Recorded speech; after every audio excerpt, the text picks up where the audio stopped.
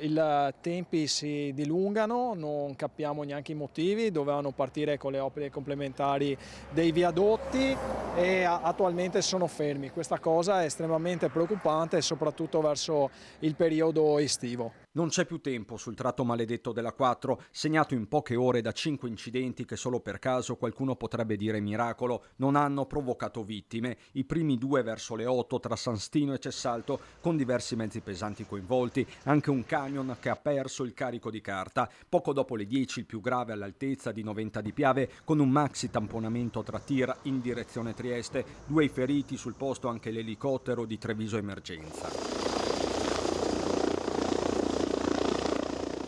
Imponente la mobilitazione con la chiusura per diverse ore del tratto verso Trieste, pesantissimo l'effetto domino sulla viabilità interna, trassando una di Piave e Cessalto a cavallo tra Veneziano e Marca il caos, così all'incrocio di Cassagra dove la polizia locale ha deviato il traffico pesante.